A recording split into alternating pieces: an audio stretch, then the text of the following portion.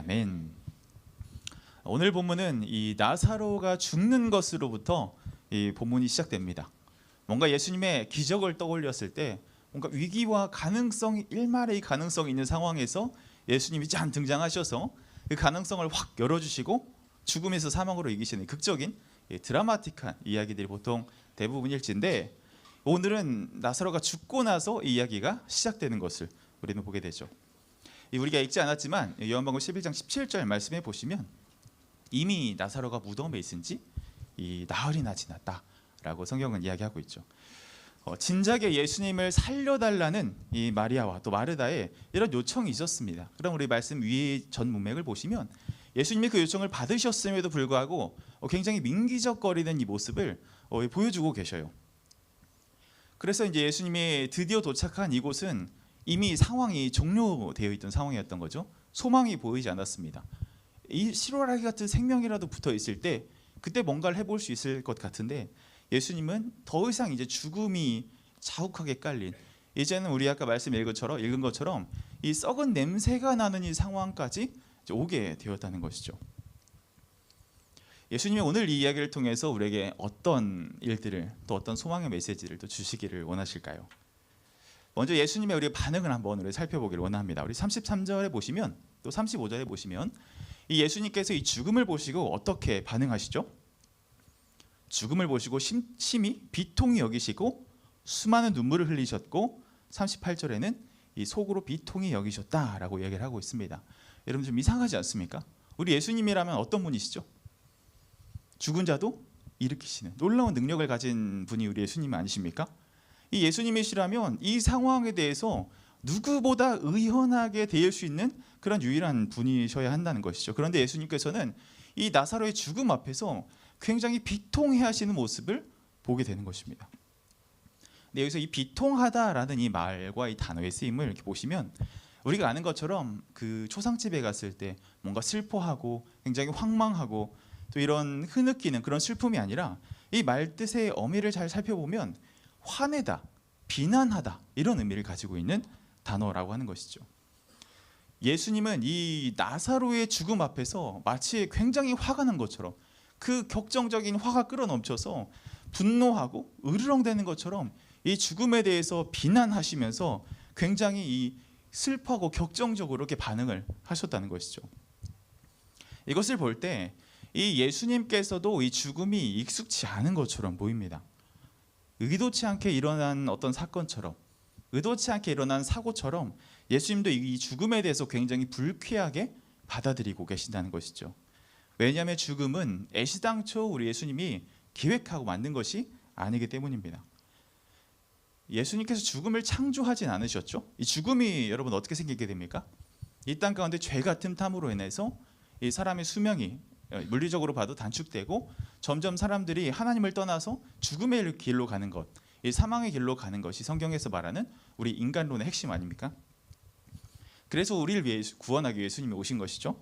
이처럼 이 죽음이라는 것은 어떤 것을 하기 위해 굉장히 쓸데없이 발견하게 될 이 부산물과 같다라는 것입니다. 여러분들 운동하면 땀을 흘리잖아요. 땀으로 인해서 땀 냄새가 나죠. 우리는 이 운동하길 원하지만 땀으로 인해서 어쩔 수 없이 생기게 되는, 운동으로 인해 생기게 되는 이 땀과 같은 굉장히 우리가 거추장스럽고 어차피 생길 수밖에 없는 굉장히 부산물과 같은 이 부자연스러운 것이 바로 이 죽음이라는 것이죠. 그러나 이 죽음의 문제를 우리가 반드시 다루고 해결할 때만 우리의 삶에 놓인 이 복음의 길이, 이 생명의 길이 정말 하나님께서 주신 이 생명의 길이라는 것을 우리가 확신할 수 있게 되는 것입니다. 그런데 우리 요즘 세상을 보면 어때요? 이 죽음에 대해서 날마다 경각심을 갖도록 만드나요? 바로 우리가 이 죽음의 문제보다 당장에 놓인 이 현실에 더 집중하게 만들지 않습니까? 우리가 이 짧게는 우리가 재밌는 것, 또 즐길 것, 그리고 좀 무겁게로는 우리가 내 인생을 어떻게 살아야 할지 확정되지 않고 확실하지 않은 이 많은 불확성이 많은 이 시대 속에서 내가 어떻게 내 삶을 개척해 나가야 할지, 지금 내가 당장 어떤 액션을 취해야 할지 굉장히 현세적이고 굉장히 현실에 집중하게 만들고, 그 나의 열심이 아니라면 어떤 나의 재미와 쾌락으로 이 세상은 어떠한 채널을 통해서도 여러분들이 정말 내 눈앞에 죽음이 있다는 것을 인지하지 못하도록 계속해서 세뇌를 시킨다는 것이죠. 성경은 그런 우리의 세상에 대해서 무엇이라고 얘기하고 있나요? 창조하시고 우리가 타락하고 우리를 다시 건지시는 이 구속의 역사가 계속 반복되지 않습니까? 창조하시고 타락하고 구속하시고, 또 사람들은 죄를 짓고 또 타락하고 다시금 또 선지자들, 또 사도들, 또 많은 신앙의 선배들을 보내셔서 다시 우리를 건지시고, 이 일들이 계속해서 반복되는 것이 이 성경의 거대한 플롯 중 하나인 것입니다. 이 성경이 하물며 이 우리의 이 창조와 타락과 구속, 우리가 이 죽음으로 가는 우리들의 삶을 계속해서 걷어내시고 생명의 길로 인도하시는 이 방향성을 우리가 견지하고 살아감에도 불구하고 우리는 이 현재에 집중하게 되고 나에게 없는 것들에 더 집중하게 되고 우리가 우리의 눈을 가리는 것들로 인해서 우리의 시선을 빼앗길 때가 있다는 것입니다. 그렇기 때문에 우리는 우리의 삶의 이 침입자처럼 예수님이 굉장히 비통히 여기시고 굉장히 으르렁대듯이 이 죽음을 대했던 것처럼 우리도 이 죽음의 문제를 우리의 직면하여 이것을 제대로 대하지 않게 된다면 우리가 새해를 열어가는 우리들 열심히 좋은 목표, 아무리 좋은 번듯한 일들을 세운다 할지라도 우리 가운데 생명이 없이 공허한 우리들의 인생이 되지 않을까, 이런 생각으로 인해서 오늘 말씀을 준비하게 되었습니다. 이 죽음은 예측이 불가능하며 피할 수도 없는 일인 것이죠. 우리의 삶에 가까이 있다는 것을 우리가 날마다 이 사건을 통해서 기억하여야 합니다. 이 광주에, 전라남도 광주에 한 남자 고등학생이 있었습니다. 그가 휴교일임에도 불구하고 이제 동아리 후배들을 만나러 이제 학교 집을 나선 거죠. 그리고 돌아오는 길에 이제 마을버스 54번 버스를 탑승하게 됩니다. 또 이제 곰탕집을 운영하던 60대 어떤 한 아주머니가 있었습니다. 자신의 큰 아들의 생일을 맞아서 이제 시장에 가서 열심히 장을 봐서 한가득 그 장바구니를 들고 마찬가지로 54번 버스에 탑승합니다. 한 여자 대학생도 팀플 과제를 하기 위해서, 팀플 좋아하시나요? 네, 팀 과제를 하기 위해서 이렇게 나왔습니다. 나와서 잘 마치고 나서 굉장히 좋아하시는 것 같아요, 팀플 과제를. 그러고 나서 마찬가지로 54번 버스에 탑승합니다. 여러분, 이 54번 버스 기억하시나요? 21년 6월 9일 광주 시내 54번 버스를 아마 여러분들 기억하지 못하실 겁니다. 그 버스가 이제 사람들의 도착지, 종점을 2정거 정도 앞두고 정차를 했는데 그 옆에 한참 재개발 중이었던 그 건물이 무너지게 되죠. 그래서 그 버스는 프레임이 뭉개져서 제가 앞서 소개했던 그 세 분의 목숨을 앗아가는 사건이 일어났다는 것이죠. 참 안타까운 소식이죠. 그런데 만약 이 과거에는 if가 없지만 이 버스에 탄 사람들이 자신의 운명을 알고 있었다면 어떻게 했을까요? 작게는 버스를 타지 않았겠죠. 만약에 그 버스를 타는 걸 피할 수 없는 운명이라 한다면 그 안에서 뭔가 이 죽을 준비를 하겠죠. 내 어떤 사랑하는 사람들에게 내 사랑합니다 뭐 이런 고백도 해볼 수 있을 것이고 내 인생을 좀 정리하는 시간을 가졌을 것입니다. 그런데 이들은 아무것도 준비하지 못한 채 그 죽음을 맞이했다는 것이죠. 그런데 어쩌면 이 버스 안에 있었던 사람들의 모습이 어쩌면 우리들의 이야기가 아닐까요? 여러분들의 인생이란 이 버스를 타고 쭉 살아가면서 여러분들 내가 언제 이 죽음을 맞이할지 알고 계시는 분이 계신가요? 저도 잘 모르겠습니다. 아마 여기 계신 여러분들 특별히 더 20대를 살아가면서 나에게 죽음이란 문제가 정말 나에게 가까운 문제일까? 이 죽음이란 문제가 결국 내 삶을 정말 앗아갈 수 있는 중대한 문제일까? 내가 이 젊은이 때 이 죽음이란 문제를 내가 왜 이 말씀 앞에서 다뤄야 할까? 나와 저는 상관없는 문제처럼 생각할 수 있지만 우리의 인생은 이 죽음으로 향하는 버스에 탄 인생과 같다라는 것이죠. 그러면 우리는 언젠가 죽는다라는 이 말의 동의는 여러분들 다 이해하실 것입니다. 너무나 안타까운 상황이지만 우리들의 인생이 그렇다는 것이죠. 그러나 이 죽음의 곁에 예수님께서 피할 수 없는 죽음을 우리 가운데 먼저 바라보시면서 우리에게 이 말씀으로 다가오길 원하시는 것입니다. 오늘 본문으로 다시 한번 돌아가 보겠습니다. 이 나사로는 죽은 지 4일이 지났고 이제 시신에서는 어떠한 증거와 어떠한 현상들이 일어나죠? 우리 32절 말씀 같이 한번 읽어보겠습니다. 시작. 마리아가 예수 계신 곳에 가서 배웠고 주께서 여기 계셨더라면 내 오라버니가 죽지 아니하였겠나이다 하더라. 여러분들이 죽음의 냄새는 우리의 신앙과 믿음을 멈추게 만듭니다. 사랑하는 야베스 여러분, 마리아가 어떤 고백을 지금 하고 있죠? 너무나 마리아답지 않은 고백을 우리에게 보여주고 있습니다. 이 세상을 만드신 만유의 통치자이신 예수님이 오셨음에도 불구하고 이 마리의 영적인 분별력이 굉장히 혼탁해 있다는 것을 우리는 볼 수 있어요. 이미 죽었기 때문에 이 예수님도 이 죽음을 어찌할 수 없다라고 단정짓게 되는 것이죠. 왜 그럴까요? 그에게 이 사망의 냄새, 이 자신의 혈육을 나는 나사로의 시체가 썩고 있는 그 냄새를 맡자마자 그는 자신이 가졌던 믿음, 하나님 앞에서 견고하게 섰던 믿음, 그가 요한복음 11장에서 고백했던 향유 여인으로서 예수님의 가실 길을 이 향기롭게 준비하고 또 그분의 죽으심과 살아나심에 대해서 미리 예견하고 고백했던 그 숱한 믿음이 있었음에도 불구하고 그는 이 죽음의 냄새가 코끝에 스치자마자 자신의 믿음이 그렇게 너무나 흐물흐물하게 사라져버리고, 주님 이제 끝났습니다, 이제 내 오라버니는 죽었습니다, 왜 진작 오시지 않으셨나요? 이러한 고백들을 하고 있다는 것이죠. 39절에 보면 더 선명하게 드러납니다. 마르다가 이르되 주여 죽은 지가 나흘이나 되었음에 벌써 냄새가 나나이다. 이 시신이 상하여 부패가 냄새가 나고 있다는 것이죠. 그 앞에서 마리아의 생각은 완전히 마비되어 버립니다. 완전히 멈춰버립니다. 완전히 제한되어 버렸다는 것입니다. 앞서 말했던 것처럼 그는 이 향유를 깨서 예수님 발 앞에 부으시면서 미리 예수님을 장사 지내는 중이다라고 예수님께서 특별히 해설을 곁들이시면서 그가 내가 이 땅에 온 사명에 대해서, 내가 이 땅에 온 그 일들에 대해서 누구보다 정확하게 잘 이해하고 있는 사람이라고 예수님께서는 그에게 칭찬을 아끼지 않으셨습니다. 그럼에도 불구하고 자신의 혈육인 이 나사로가 죽자 그 앞에서 너무나 허무하게 자신의 믿음이 무기력해진다는 것이죠. 이 사망의 냄새를 맡은 자들에게 이 믿음이 허무는 것을 넘어서 그의 심령에 무기력함을 줍니다. 또 더 도전하지 못하게 되는 이런 상실감을 안겨줍니다. 그리고 내 앞에 메시아가 있었음에도 그 본질을 흐리게 하는, 이 영적으로 무기력하게 하는 이것까지, 이 사망의 냄새는 우리에게 영향을 미칠 수 있다는 것이죠.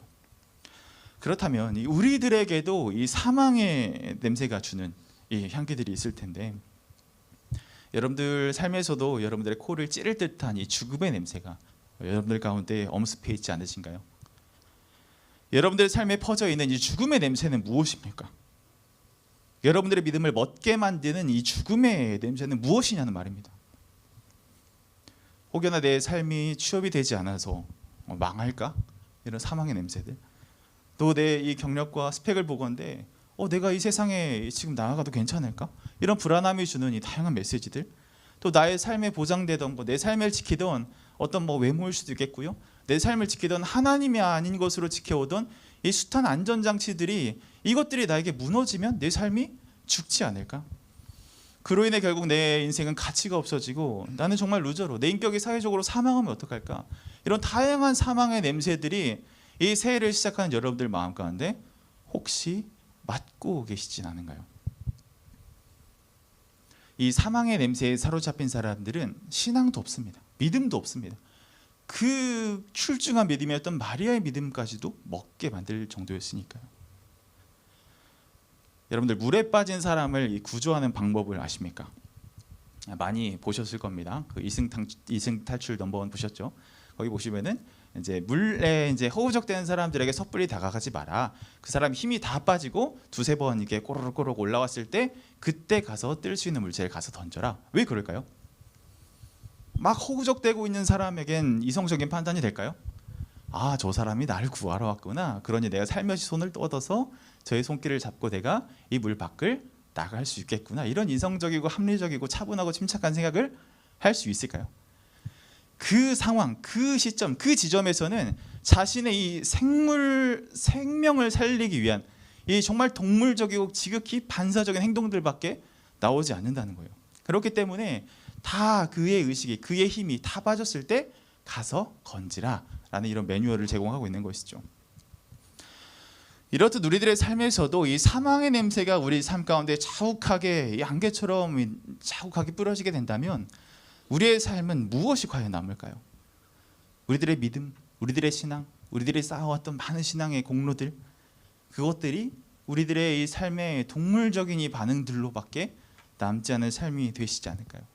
우리 지지난주에 말씀 나눴던 것처럼 주님이 나의 목자이십니다. 하나님이 나의 영원한 공급자이십니다. 그분이 나의 꼴을 먹이시는 분이시고 그분이 나를 살리실 분이십니다 라는 고백들을 우리가 숱하게 고백하지만 이러한 사망의 냄새에 도취되어버린, 이 사망의 냄새에 휩싸여져 버린 우리들의 삶이 돼버린다면 우리들의 삶 속에 정말 하나님을 선택하고 믿음으로 나아가겠노라고 고백해야 하는 그 믿음들이 얼마나 자연스럽게 또 자신 있게 선포할 수 있느냐라는 문제라는 것이죠. 이런 사망의 냄새에 취하게 된다면 많은 문제들이 일어나자면 특별히 이 신앙생활에서 필수였던 것들이 옵션으로 바뀌게 됩니다. 오늘 내가 한 말씀, 이 말씀이 없으면 내가 살아나지 않겠다. 주님 나에게 오늘 살아갈 수 있는 한 말씀을 주십시오 라고 간절하게 나와있던 내 신앙에 이것이 아니면 안 되겠습니다 라는 필수의 고백들이 이제 말씀을 내가 취사 선택하고 일단 들리는 대로 내가 원하는 것만 개타게 되죠. 하루하루를 살아가면서 정말 내 목숨줄처럼 붙잡던 이 기도의 많은 이 간절함과 소원함들이 내 안에서 어느덧 무색해지고 하루아틀 기도하지 않아도 사라져가는 이 내 모습을 보면서, 이 타협해가는 모습을 보면서 내 삶의 필수가 옵션으로 바뀌게 되죠. 공동체 안에서 또 하나님을 함께 발견해가던 많은 숱한 유익들을 다 뒤로 하고 자기중심적이고 또 이기적이고 또 자기 사랑을 뛰어넘지 못하는 그런 내 마음의 옹졸함을 발견하게 되는 것입니다. 또 시간의 물질과 헌신을 기쁨으로 감사히 여기던 것들을 내 시간과 또 나의 것, 나 에너지에 더 함몰되고 집중하게 만들어서 내 자신으로 함몰되게 되는 삶을 살아가게 된다는 것이죠. 여러분들 어떤 존재입니까? 자기 사랑을 똘똘 뭉친 존재입니까? 성경에서는 여러분들을 주께서 먼저 사랑하셔서 택하여 부르신 창세 전에 이 온 우주, 이 유니버시티가 생성되기 전부터 여러분들을 계획하셔서 창세 전에 택함 받은 그런 놀라운 존재라는, 이 고귀한 사랑을 전 우주로부터 쏟아받은 그런 놀라운 존재라는 거예요. 그런 그 무한한 사랑을 먼저 공급받은 나라는 존재가 이 내 삶에 일어나는 사망의 많은 문제들로 인해서 하나님 나를 사랑하셨던 것 잃어버리고 내 공동체에서 내가 받았던 사랑들을 잃어버리고 내가 사랑하는 삶이 정말 하나님께서 원하시는 삶이라는 것을 망각하게 되는, 이 먼저 사랑하셨음에도 불구하고 그 무한한 사랑을 입으셨음에도 불구하고 굉장히 동물적인 모습으로 우리의 믿음의 방향을 잡게 되는 이런 우리들의 모습들이 있지 않으신가요? 그리고 또 하나의 증상은 우리들의 한계를 정하게 됩니다. 이 데드 포인트를 넘어서지 못하게 된다는 것이죠. 이 사망의 냄새가 우리의 삶 가운데 뿌려지게 된다면 더 이상 가면 너는 한계야. 그러니까 균형을 찾아야 돼. 적당히 신앙생활을 할 수 없겠니? 특별히 이제 새해로 여러 목자로 또 사랑장으로 또 여러 가지 부르심의 자리로 이렇게 나오신 귀한 섬김의 모습들이 너무나 귀하실 것입니다. 근데 그것들을 해나가면서 한계점을 목도하게 하는 여러분들의 많은 내면의 갈등과 고민들이 있으십니까? 그 갈등과 그 고민의 문제들을 우리가 이 시간 주님 앞에 내려놓기를 원합니다. 사랑하는 여러분, 현상 유지는 죽음입니다. 정체 또한 죽음입니다. 우리는 무한한 공급자가 되시는 그 하나님 안에서 그분으로 우리의 날개를 삼고 우리는 이 숱한 사망의 냄새 그 위에 서서 충분히 비상할 수 있는 존재라는 것을 우리는 믿음으로 고백하여야 한다는 것이죠. 그 안에서는 한계가 없습니다. 혹시 내 삶에, 내 어떠한 과업에, 내 맡겨진 학업에, 내 사역에 한계가 느끼십니까? 그럼 잠을 좀 줄이십시오. 하나님 사랑하는 그 마음 가지고 하나님 내가 이 삶을 힘차게 해내겠습니다. 주님 나에게 꺼지지 않는 동기를 주십시오. 내가 이 사망의 냄새가 나를 짓누르고 나를 한계짓게 만들지만 내가 그것으로부터 당당히 이겨낼 수 있으면 내가 주와 함께하기 때문에 가능할 것입니다라는 이 귀한 믿음의 고백이 우리 가운데 필요할 때라는 것입니다. 사랑하는 우리 동역자 여러분, 이 사망의 냄새가 주는 무기력으로부터 벗어나십시오. 선택해서 다시 필수로 우리의 신앙을 돌려놓으십시오. 또 스스로 한계짓도록 정하는 이 사망의 냄새를 분별하시기 바랍니다. 주님 내 삶에 사망의 냄새가 자욱하게 깔려 있습니다 라고 고백하는 분들이 계시다면 오늘 우리가 이 사망의 냄새가 퍼지는 한복판에서 무엇을 붙잡아야 할까요? 바로 그 죽음을 이기신 그 부활하신 그 주님의 일하심을 우리가 붙잡는 것에 있습니다. 자, 오늘 이 말씀을 보면 이 요한복음이라는 이 말씀은 나중에 사도 요한이 주님께서 일하신 일을 다 뒤로 하고 훗날을 퇴고하면서 자신의 기억을 더듬어 쓴 말씀입니다. 근데 오늘 보시면 이 나사로가 살아나는 이 장면을 보면 굉장히 유사한 장면이 있습니다. 어딜까요? 죽었고 사흘이 지났고 돌무덤이 열리죠. 비슷한 데가 혹시 어디 있을까요? 우리 예수님 죽으셨으나 사흘이 지났고 돌무덤이 열리고 부활의 모습으로 이렇게 보여주셨죠. 결국 나사로도 주님께서 살아나라 명하셔서 살아난 것을 보게 됩니다. 이 오늘 이야기를 통해서 이 돌을 옮겨 놓으라라고 선포하시는 그 예수님의 그 말씀, 그 선포가 여러분들의 삶의 사망의 문제로 자욱하게 깔려 있는 여러분들에게 죽을까 하노라는 문제 가운데서 주님께서 여러분들의 막힌 돌을 열어 놓으라라고 오늘 주님께서 말씀하시는 것입니다. 그 나사로의 일들을 통해서 앞으로 살아나게 될 예수 그리스도의 이 부활에 대해서 선포함과 동시에 이 오늘을 살아가는 우리들이 오늘 이 말씀을 읽는 수천 년 전 지난 이 독자들이 이 말씀을 읽으면서 그 이야기가 나의 이야기라는 것에 대해서 주님께서 말씀하고자 한다는 것입니다. 나사로가 살아나셨으니, 예수님이 죽음을 딛고 살아나셨으니, 이 현실을 살아가면서 죽음의 숱한 냄새로 괴로움 당하고 내가 죽을까 하노라라는 수많은 문제 앞에서 염려하고 불안에 떠는 우리들에게 오셔서 너희들의 이 사망의 문제 앞에 돌을 내가 옮겨두겠다. 너희들이 살아날 것이다 라고 우리에게 이야기하는 것이죠. 우리 요한복음 11장 15절 위에 보시면 굉장히 희한한 말씀이 있습니다. 이 사망을 마주한 이 비참하고 비통한 심령이 가득한 이곳에 오실 때 예수님의 마음이 어떠한지 굉장히 기이한 말씀이 있어요. 15절 보시면 내가 거기 있지 아니한 것을 너희를 위하여 기뻐하노니 이는 너희로 믿게 하려 함이라. 그러나 그에게로 가자 하시니. 예수님이 어떻게 반응하셔요? 굉장히 기뻐하시죠. 내가 거기 있지 않은 것은 너희를 기쁘게 하기 위함이다 라고 이야기하면서 이제 그 뒤에 보시면 그에게로 가자. 굉장히 그 박력 있고 기쁨에 넘친 그 발걸음이 느껴지지 않으십니까? 예수님은 왜 이 슬픔의 현장, 죽음의 현장을 왜 기쁨으로 이렇게 다가오셨을까요? 이 죽음을 통해서, 그가 살아난 일들을 통해서, 그 돌을 옮겨 놓으라는 선포를 통해서 오늘날 우리에게 정말 살아있는 새로운 생명을, 그 소망을, 죽음 가운데 허우적대는 수많은 우리들의 인간들을 위해서 그 생명을 주고자 하는 예수님의 놀라운 그 기쁨이지 않으셨을까요?